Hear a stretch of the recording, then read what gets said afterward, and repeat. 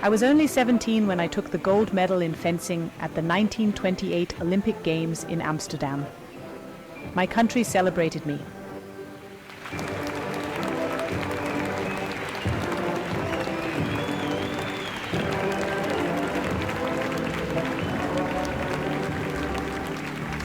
I was not so fortunate in the Games of 1932.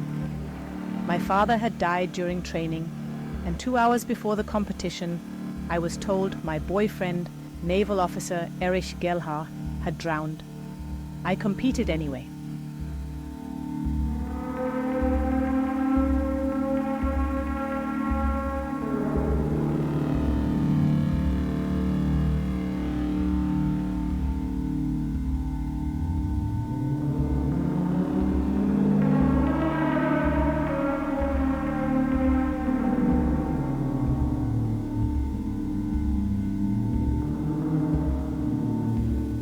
I needed to heal. My government offered me a full scholarship to any college I chose. I chose to stay in the United States and attend Scripps College.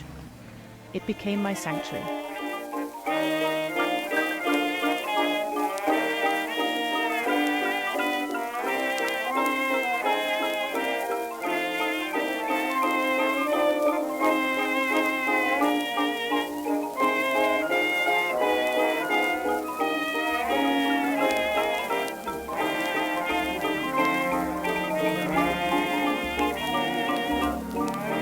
But my sanctuary would be short-lived. Did I see it coming? Or was I not able to see past the tip of my own sword? You see, my father was of Jewish descent, and although he had died, and I was over 5,000 miles away, the power of the new German government had no problem reaching across the sea.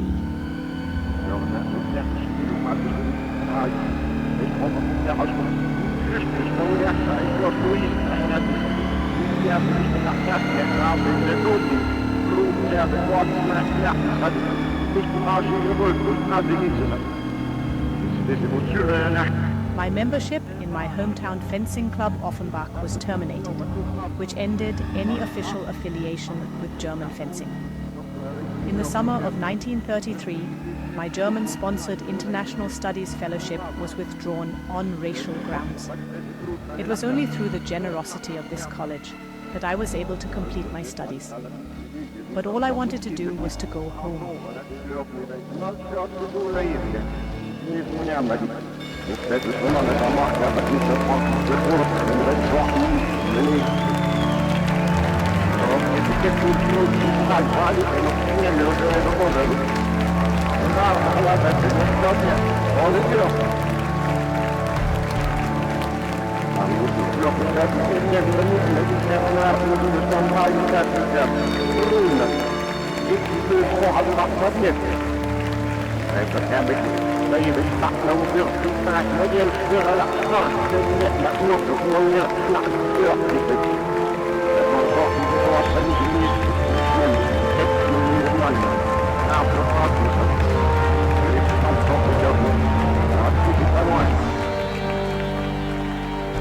Some called me a traitor, some an opportunist. But in that moment, I was home. I wanted to be home. I was a proud German.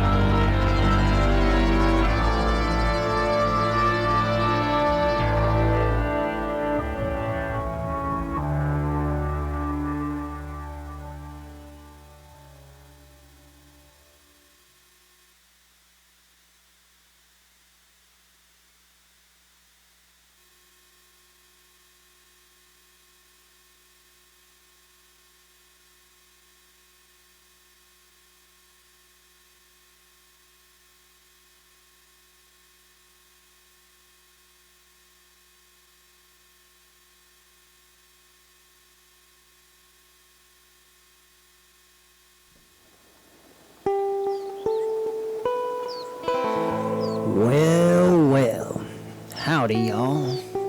I would never have thought that so many high-class youngsters would take an interest in my old story. Then again, if there's one thing I've learned over the years, is that you can't ever predict what's bound, no pun intended, to happen. For any of you who might be looking around, trying to see who's talking, look no further. It's me, the rope. I know I ain't much to look at, but I've been around for a long, long while, and I'll let you in on a little secret. The real value in a story ain't about what the teller looks like. It's what they've seen that really matters. You see, I'm an old-fashioned rope. I was made the old way, by hand, out of good old-fashioned Mexican hemp. Y'all know Mexican hemp? Strong, reliable, good for what ails you.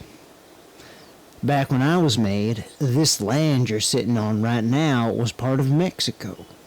My abode was not far off, in a barn across the way from the old tavern that served the vaqueros of the Rancho Cucamonga. These days, that tavern is known as the Sycamore Inn. In my younger days, I put in my service out on the ranch with the young vaqueros, riding around on a saddle horn and lassoing cattle. In my spare time, I would hang around in the barn, just watching the world go by. It was in that way that I got to know Maria Merced Williams. She was the scion of two great families, one Mexican, one gringo. She was just a little girl when the United States took control of Southern California. Maria was very popular. Not so handy with a rope, though. She inherited the rancho when she was only 17 years old, and that was when the trouble started. The trouble rode right through the old rancho gate in a tailored suit with a bouquet of flowers. The trouble had a name, John Raines, Texas Ranger.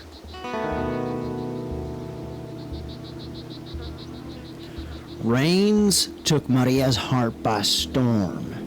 He was very tall, with broad shoulders and a big, well-groomed beard.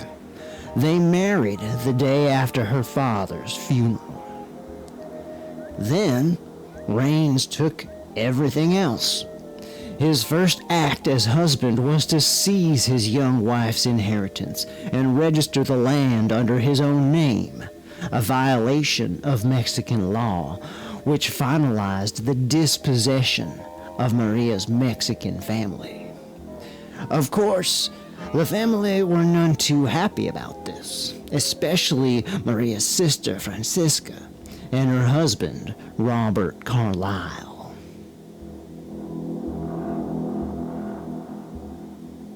One morning in 1862, I was hanging around in the barn, minding my own business, when I was seized by rough hands, tossed over a saddle horn, and galloped out onto the plain.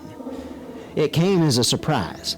Work around the ranch had gotten slow since John Raines took over, and a lot of the vaqueros had been laid off. I was happy to be back in action, tied in a lasso, flying.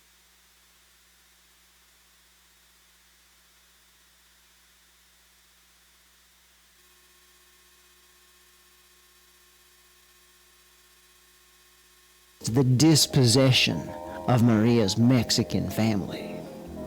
Of course, the family were none too happy about this, especially Maria's sister Francisca and her husband, Robert Carlyle.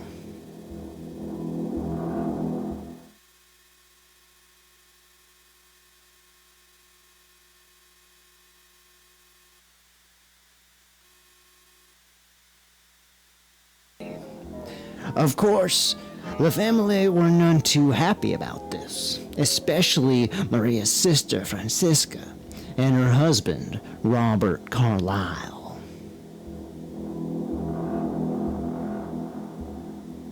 One morning in 1862, I was hanging around in the barn, minding my own business, when I was seized by rough hands, tossed over a saddle horn, and galloped out onto the plain. It came as a surprise. Work around the ranch had gotten slow since John Raines took over, and a lot of the vaqueros had been laid off. I was happy to be back in action, tied in a lasso, flying through the air at breakneck speed with the noise of shouting and horses' hooves all around me. However, when my lasso finally caught something, it didn't feel anything like a runaway horse or the horns of a steer. It was smooth like a tailored suit and scratchy like a well-groomed beard. As the men on the other end pulled hard, and as my lasso grew tighter and tighter, I realized with a jolt that I was wrapped around the throat of John Raines, former Texas Ranger, and the late husband of Doña Maria Merced Williams.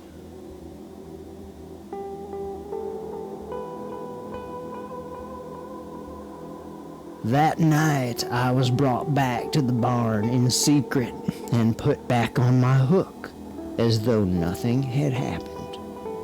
That's where I was when John Raines' riderless horse came wandering back to the ranch 2 days later, and that's where I stayed through the whole drama that followed. The body was discovered, and Maria was accused, along with her brother-in-law and the ranch foreman, Don Ramon Carrillo. They were all acquitted, and the crime was pinned on a couple of desperados, but Doña Maria and Don Ramon got real close during the trial. Once again, trouble came knocking, this time in the form of Maria's brother-in-law, Robert Carlyle. One day he locked her in the house and forced her to sign over the ranch to him. He reasoned that since the killing of John Raines, he was the only man in the family. Unlike Maria, Robert Carlyle had been born and raised in the USA, where many states still prohibited women from owning property. Doña Maria and Don Ramon vowed to fight Robert Carlyle in court. Before long, though, they were ambushed while riding down Foothill Boulevard. A shotgun blast knocked Don Ramon off his horse, but he somehow got back on his feet. As the attackers rode off, Don Ramon staggered to the nearest building, the Sycamore Inn. He died there during the night, with a grief-stricken Doña Maria at his side. The courts ruled in Doña Maria's favor, and things were quiet for a while on the ranch. Doña Maria died of natural causes in 1907. A few years later, round about 1920, the new owners remodeled the tavern and started running a speakeasy out of the basement. The upper story became a brothel. The roads got paved, towns sprouted all around like mushrooms after the rain, and I hung there patiently on my hook, never imagining that an old rope like me would be seized again by rough hands and pressed back into the service of humans in their passionate, violent ways. No offense, you understand. Just an observation. And then, one night, it happened. It used to get wonderful quiet out here at night.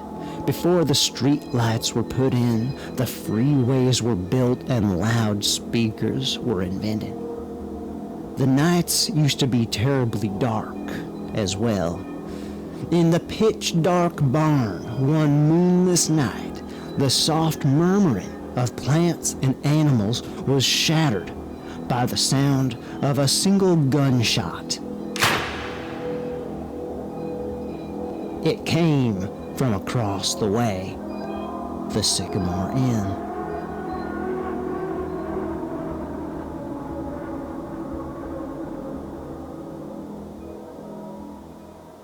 At dawn the next morning, I once again found myself roughly seized, and, old rope that I am, slung up over a bough of the crooked sycamore tree from which the inn gets its name.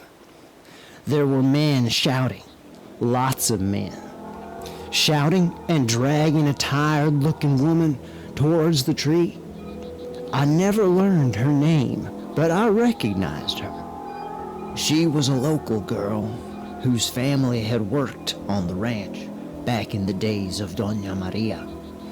When the land was auctioned off to developers, the family were evicted, but this woman stayed around to make her living as a sex worker in the brothel. I saw the men pointing, eyes bloodshot, pointing at her and screaming, "She killed Norm! Good old Norm! Shot him dead!" I saw her anger, her frustration and rage. I saw her struggle against her captors, heard her shout, "Damn right I shot him! He was trying to walk out without paying, trying to steal from me.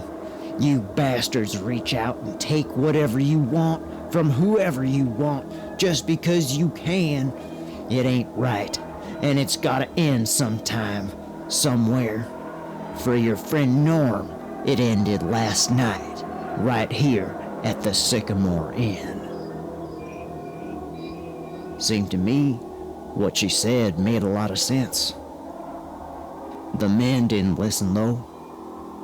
Instead, they dragged her over to the sycamore tree, grabbed me by my lasso end, and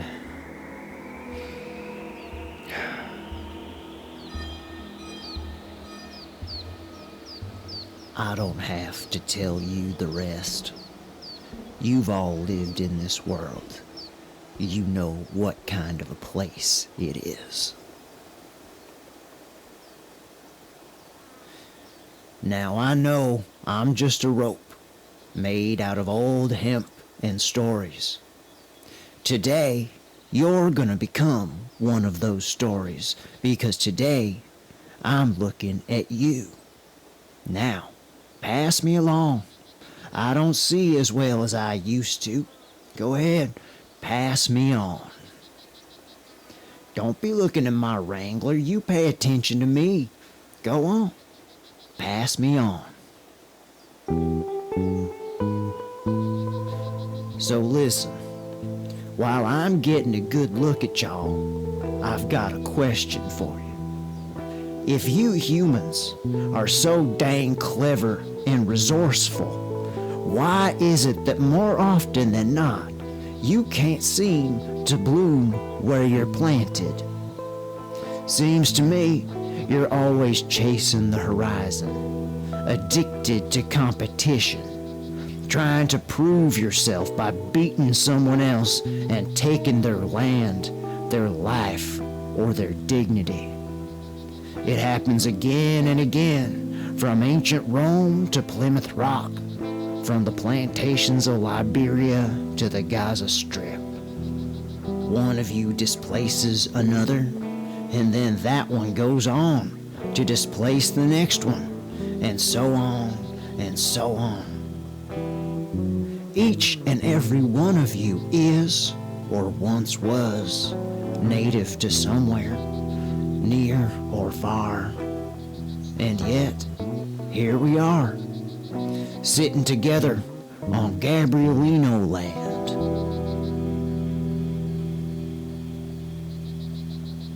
Now, if you can't go back to your ancestors' land, what you can do is try to understand how the threads of the past that brought you here weave together like a yarn or a rope. And the lessons we learn from the ghosts of the past can be more than just an allegory. If we change for the better, and those changes last. So tell me, what's your story?